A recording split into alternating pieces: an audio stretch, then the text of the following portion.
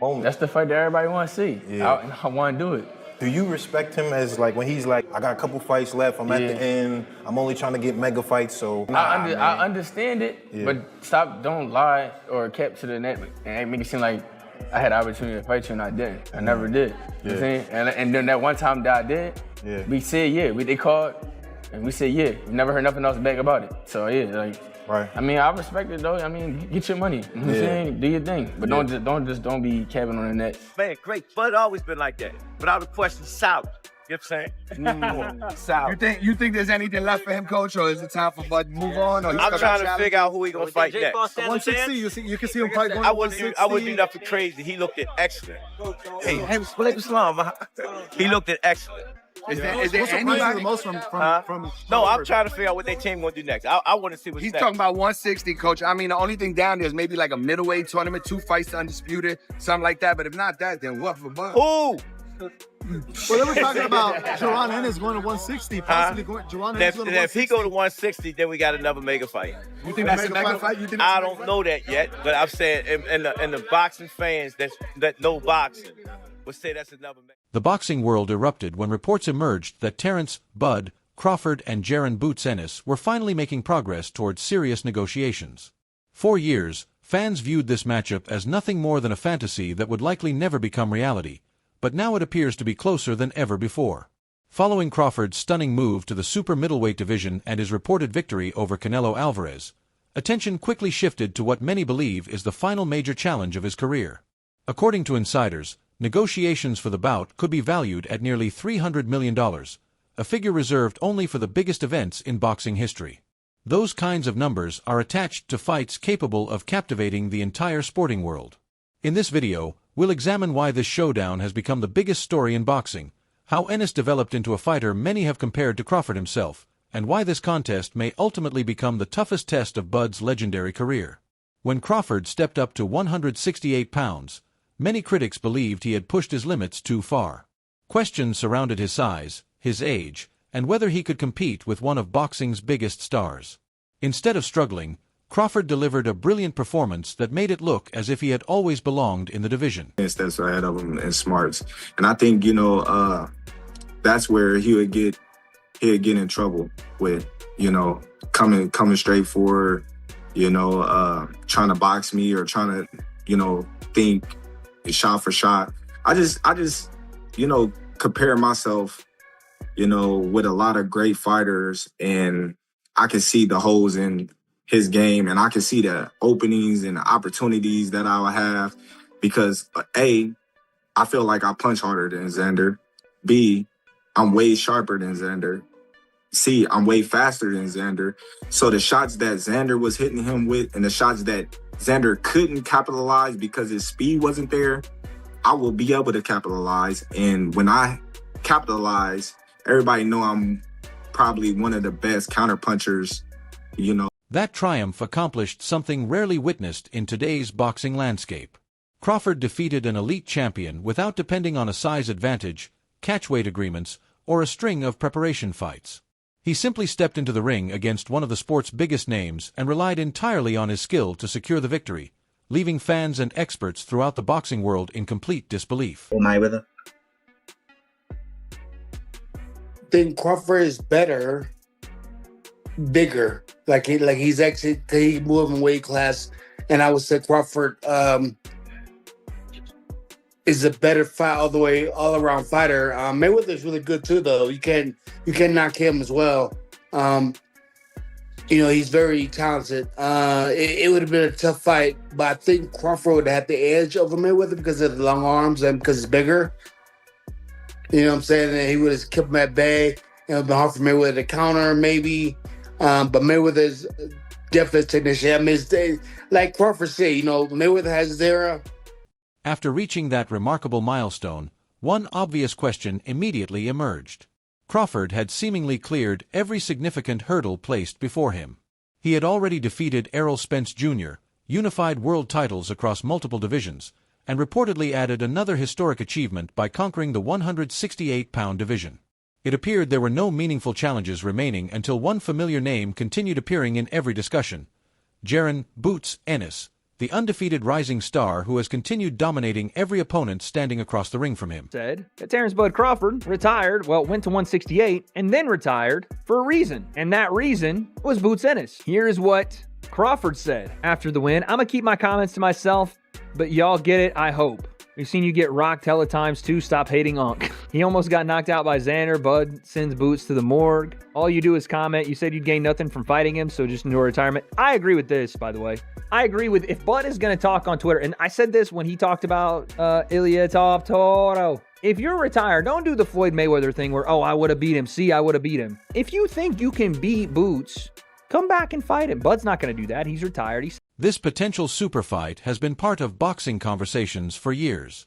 Fans originally hoped Crawford and Ennis would meet while both were competing in the welterweight division, and the IBF even ordered the bout in 2023. Despite that, negotiations failed to produce an agreement. Some believed Crawford chose to move on rather than face a dangerous young challenger, while Bud insisted that opportunities for the fight existed but were never seriously pursued. As Crawford continued moving through higher weight classes, many assumed the matchup had disappeared for good. Then Ennis kept improving with every performance, and observers started recognizing something remarkable. He wasn't simply winning fights anymore. His style began reminding many fans of a younger version of Crawford himself. I think he could go there now and be in his absolute prime. He'll be tight at 54 tomorrow. People think that when you move up in weight, all of a sudden it's easy. He's massive. He will 100% go to 168 at some point. So right there, you've got a 4-division championship. But I don't want him just to be a 4-division champion. I want him to be undisputed in those because I think he's the natural progressor to Terence Crawford. I think he's of the same kind of ability as Terence Crawford. And what Crawford's done is amazing because he was undisputed in 3 weight classes.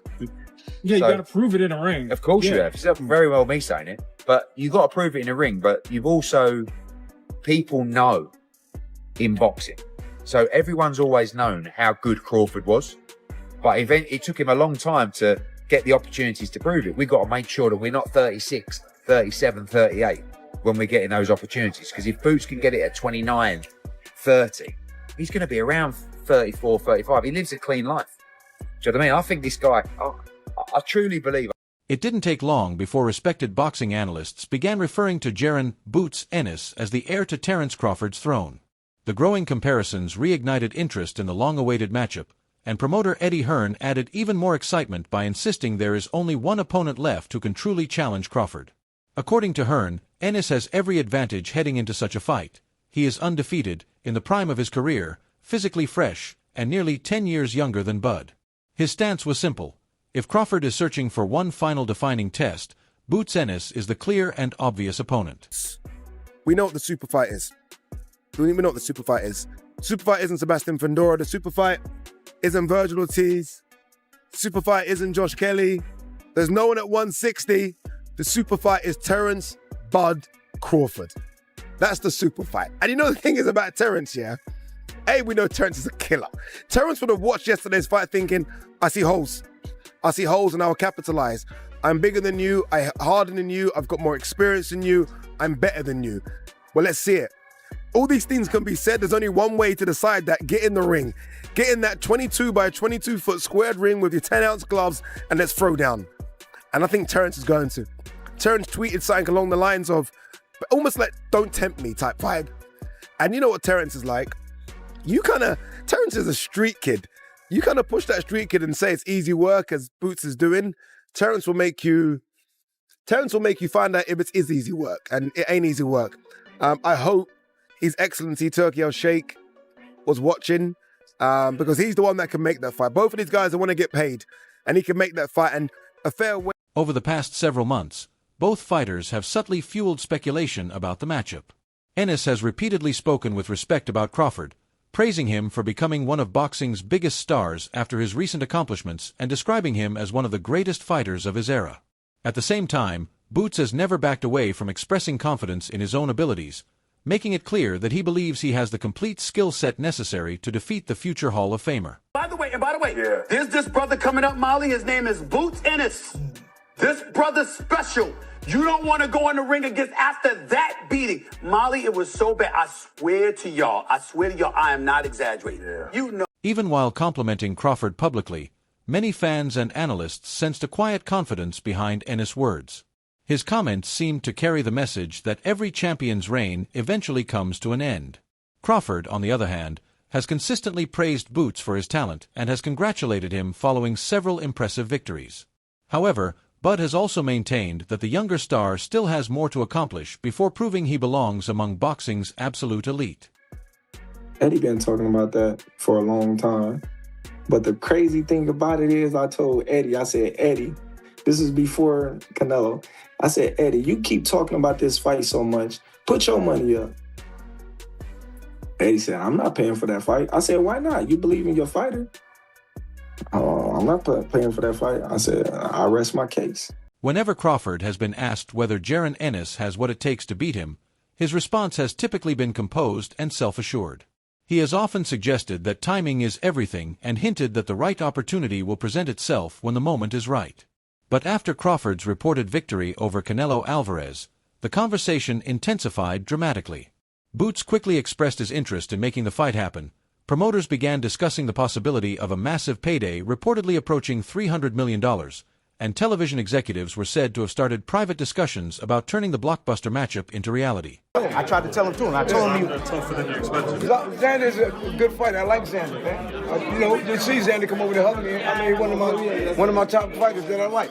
He's a good fighter, man. You can't take nothing away. He's young, strong. You know what I mean? And he got a lot of heart, man. And Bozeman, they should have been stopped that fight. I told him that Boots was gonna cut the ring off. Yeah, they told me he don't know how to cut the ring. He's flat-footed. Now, just but Xander told you know what Xander said?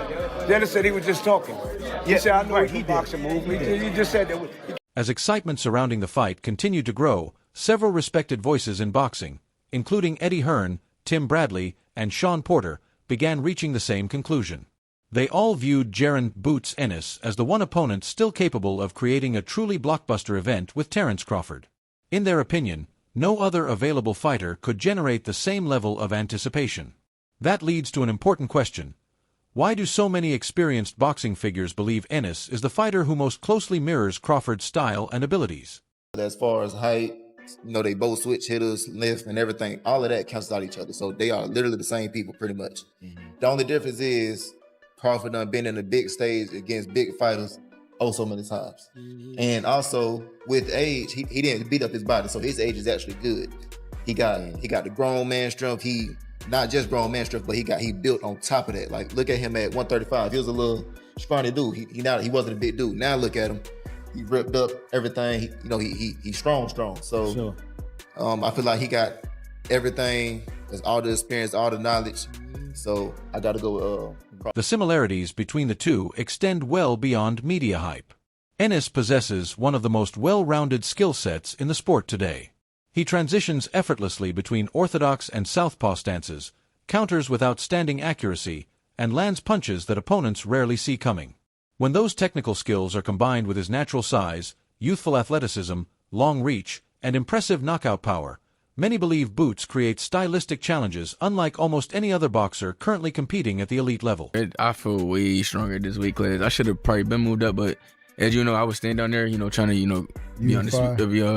be undisputed down there, and those guys are down there playing around, and so I had to move up, and then I think that was the best decision I made, because I think I would have stayed at that weight for too long. I gotta ask you this, I know you be tired of talking about Bud, but I remember a couple weeks ago there's a Gillian Wallow put out a video, and Bud was on the other side saying, I would knock that Boots out. Did you watch that? And what was your reaction to that? Oh man, I'm in camp. I don't even worry about what he retired. I ain't worry about what nothing he got going on. I'm locked in. I'm focused on tasking, and that's Xander's eyes. I'm locked in on that. Does part of you still want to fight him though? I'm not. You're not thinking about it. Say that one more time. I said, does part of you still wish you can fight him? He's a retired fighter. What makes Ennis stand out even more is a trait that is uncommon among young world-class fighters.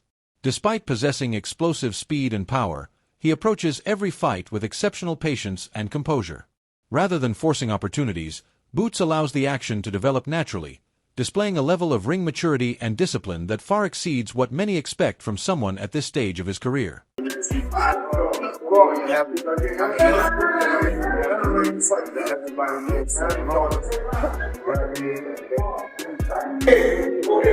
you go.